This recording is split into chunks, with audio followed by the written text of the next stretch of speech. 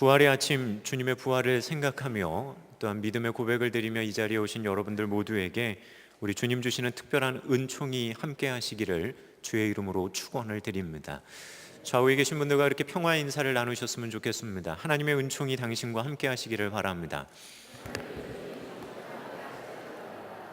자, 앞뒤에 계신 분들과도 인사하실 때 그렇게 인사하셨으면 좋겠습니다. 하나님의 평화가 당신과 함께 하시기를 바랍니다.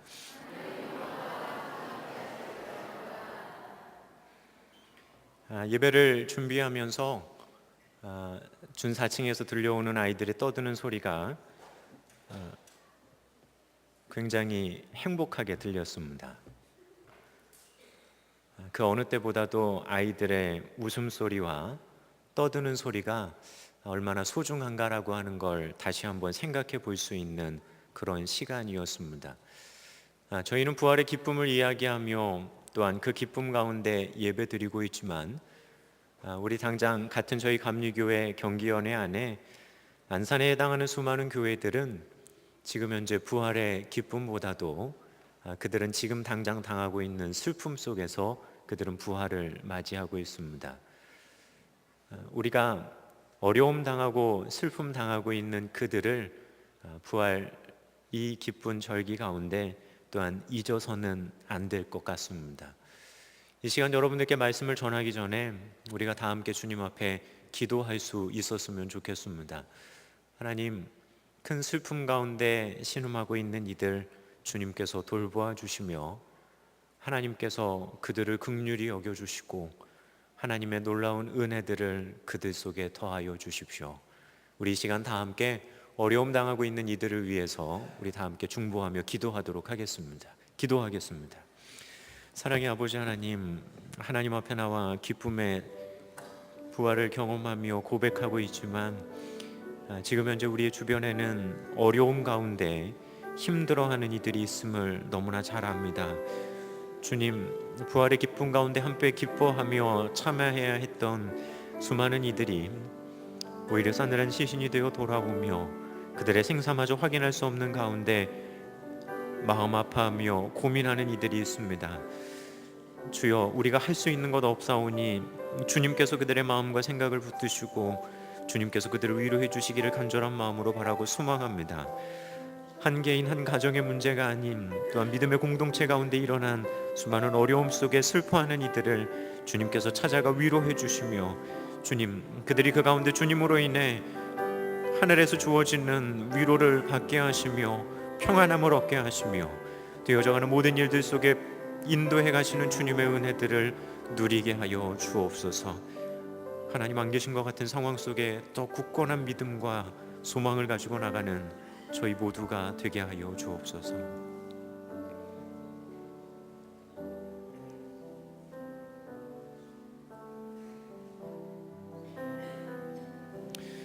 자신이 가장 아끼던 요셉이 죽은 줄 알고 눈물 흘리며 통곡했던 야곱의 심정을 헤아려 봅니다. 같은 가족들의 위로마저도 위로되지 않으며 오히려 그이들의 위로마저 거절하며 죽기를 소망했던 그 야곱의 심정이 지금 이 땅의 수많은 이들의 심정이며 마음임을 주님께서 헤아려 주시고 주님께서 그 마음에 위로를 더하여 주옵소서. 사람의 그 어떤 위로로도 위로받기 어려운 이 참담한 일들 앞에서 함께 애통해하며 함께 걱정하며 또한 함께 기도하고 있는 이들이 있음을 그들의 마음속에 알려주시며 무엇보다 이 부활의 절기에 주님 안에서 참된 평화와 참된 위로가 그들 가운데 공급되도록 주님 이끄시고 인도하여 주옵소서. 우리가 할 수 있는 것이 없어서 하나님의 놀라운 은혜의 손길에 기대하며 또한 그 은혜를 구하며 나갑니다. 주님, 우리의 기도에 귀 기울여 주시며 주님, 우리 가운데 함께하여 주시사 하나님의 은혜를 다시 한번 누릴 수 있는 귀한 시간들 되게 하여 주옵소서. 우리 신광의 성도들 주님 앞에 머물러 있으며 주님께서 우리에게 이미 주신 그 사랑 가지고 어려움 당하는 이들을 돌아볼 수 있는 마음도 허락하여 주옵소서. 주께서 이 땅에 위로가 필요한 모든 이들에게 그렇게 함께해 주시고 위로해 주시기를 간절히 바라오며 우리 주 예수 그리스도의 이름으로 기도드립니다. 아멘. 예수님께서 부활하셨습니다. 그리고 부활하신 후 제자들을 찾아오십니다. 제자들은 예수님께서 부활하신 줄 전혀 모르고 있었습니다. 간간히 들려오는 이야기가 누군가는 예수님을 만났다고도 하고 또한 누군가는 예수님을 보았다고도 이야기합니다. 하지만 대부분의 제자들은 아직 예수님을 만날 수 없었습니다. 그런 상황들 속에 그들의 마음의 불안함은 점점 더 깊어져 가고 있었고 또한 그들의 생각은 점점 더 절망 가운데 빠져가고 있었는지 모릅니다. 바로 그러한 시점에 제자들은 두려운 마음, 특별히 자신들을 유대인들이 잡지는 않을까라고 하는 그 두려운 마음에 그들은 숨어서 자신들이 있는 집안에 있는 모든 문을 닫고 그들은 그렇게 두려워 떨고 있었습니다. 두려워 떨고 있는 그들 속에 바로 주님이 나타나셨습니다. 어떻게 사람이 이곳에 들어올 수 있을까? 그들 사이에도 의아해할 만한 일들이 벌어지고 있었습니다.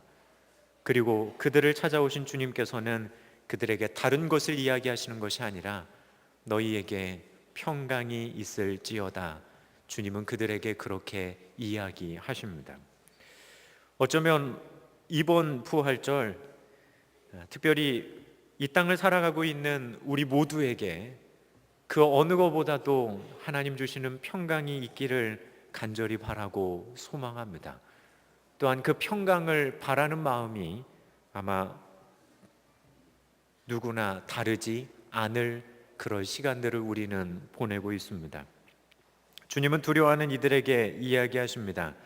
평강이 있을지어다. 예수님께서 십자가에 죽으신 이후에 제자들은 도망치기 바빴습니다. 예수님을 잡은 유대인들이 자신들을 해코지는 하지 않을까라고 하는 그 마음에 그들은 두려워 떨고 있었습니다.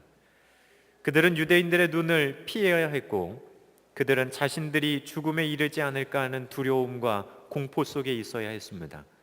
그런 상황에서 그들을 더욱더 혼란스럽게 하는 일들이 이곳저곳에서 벌어지고 있었습니다. 바로 그런 혼란함과 두려움 가운데 있는 이들을 찾아오셔서 주님은 이야기하십니다. 너희에게 평강이 있을지어다. 아직 주님을 만나지 못한 사람들은 이 확인되지 않은 소문들 속에 불안해했지만 바로 이 순간만큼은 그들이 부활하신 주님을 경험하며 시간과 공간을 뛰어넘는 그분의 역사를 그들은 눈으로 보게 됩니다. 또한 예수님께서는 그들 가운데 이야기하십니다. 그들에게 숨을 내쉬시면서 성령을 받으라라고 이야기하십니다. 주님께서, 특별히 하나님께서 이 땅에 인간을 창조하실 때 흙으로 사람을 빚으시고 그 코에 생기를 불어 넣으십니다.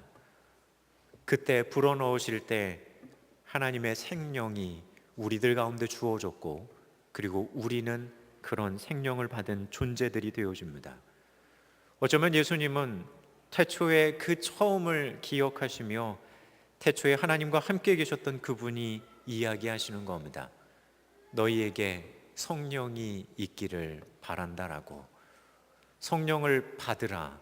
새로운 존재로서 너희들은 재창조되었다라고 하는 주님의 선언이셨는지 모릅니다.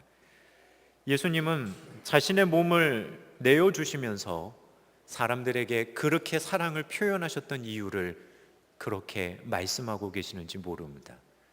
하나님이 처음 너희에게 주셨던 그 생명, 성령으로 일컬어지는 그 영이 너희들 속에 있기를 소망한다. 끝내는 그 성령이 우리들 가운데 있게 되어질 때 우리는 진정한 평안함을 누리게 됩니다. 그 진정한 평안함이 우리들 가운데 찾아오게 될 때 구약에서 이야기하는 샬롬이라고 하는 평화가 우리들 속에 이루어집니다. 이스라엘 사람들은 지금도 자신들의 인사로 샬롬이라고 하는 이 인사를 사용합니다. 단순히 당신에게 평화가 있기를 원합니다라고 하는 의미뿐만이 아니라 이 말의 의미는 하나님과 당신 사이에도 평화가 있기를 소망합니다라고 하는 의미를 가지고 있기 때문입니다. 이 단어는 하나님과 사람 사이의 평화를 내포하고 있습니다. 예수 그리스도의 십자가의 그 사건으로 인해 하나님과 우리 사이에 참된 평화가 이루어졌고, 또한 그 평안함이 여러분들 가운데 있기를 바라시는 우리 주님의 마음이시기 때문입니다. 또한 주님의 심정은 그러셨을 겁니다.